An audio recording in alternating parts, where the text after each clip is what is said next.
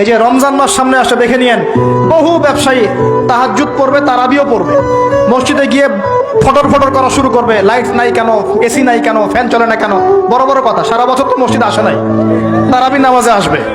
আবার দেখবেন অনেকে সারাদিন তো মসজিদ নাই, জুমার দিনে যায়, জুমার দিনে গিয়ে বলে ইমাম সাহেব ওটা করেন নাই কেন, এই মুয়াজ্জিন সাহেব এটা করেন নাই কেন।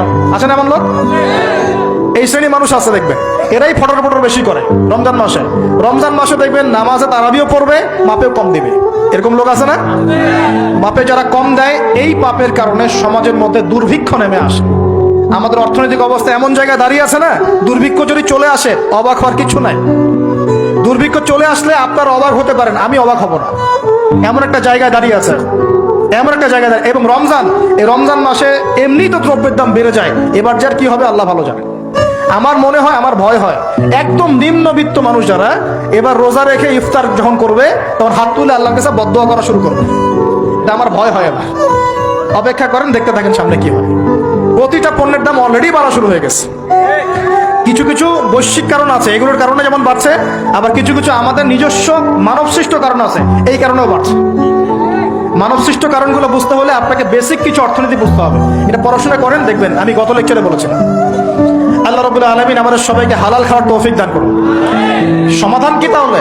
সমাধান হচ্ছে অপচয় কমাতে হবে। 5টা খেজুরে ইফতার হয়ে গেলে 6 নম্বর খেজুর দান করে দেন।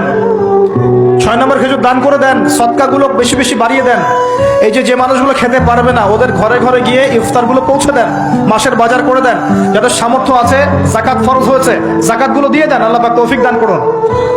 দুর্নীতি বন্ধ করেন, কালো টাকা বন্ধ করেন। কত টাকা পাচার হয়ে গেল বিদেশে, সেগুলো কে ফিরিয়ে নিয়ে আসবে? এ দায়িত্ব কার? মনে রাখবেন, একটা পাপের হিসাব না দিয়ে কাল কিয়ামতের মাঠে কোনো দায়িত্বশীল পার পাবে না ইনশাআল্লাহ। কোনো দায়িত্বশীল না। এই যে আমি লেকচার দিচ্ছি না, আল্লাহ পাক আমাকেও দাঁড় করাবেন। দাঁড় করায় বলবেন, তোমাকে আমি দিনের যে জ্ঞান দিয়েছিলাম সেই জ্ঞানের হক তুমি আদায় করেছো কিনা হিসাব দেওয়া। এই যে বড় বড় মুফাসসিরে কোরআন, মুফতি, মুহাদ্দিস বসাচ্ছেন, পাংখা দিয়ে বাতাস করছেন, হ্যাঁ, চা খাওয়াচ্ছেন, কফি খাওয়াচ্ছেন। এক একজনকে আল্লাহ পাক দাঁড় করাবেন, বলবেন কোরআন সুন্নাহর যে আমানত দিয়েছিলাম সে আমানতের সাথে কতটুকু তুমি হক আদায় করেছো, হিসাব না দিয়ে পার পাবে না তুমি। ফাইজলামি মনে করেছেন নাকি দিনকে? ঠিক একই ভাবে সমাজের, রাষ্ট্রের দায়িত্ব আল্লাহ পাক যাদেরকে দিয়েছেন, এক একজন ব্যক্তিকে আল্লাহ পাক দাঁড় করাবেন। দাঁড় করে জিজ্ঞাসা করবেন, কোন কোন জনগণের কোন কোন হক তুমি নষ্ট করেছো, কার কার হক দিয়েছো, কার কার দাও নাই, সবার সামনে হিসাব দাও, তারপর জান্নাতে হয়ে যেতে পারবে। এত সহজ না। জীবনে কখনো হতাশ হবেন না।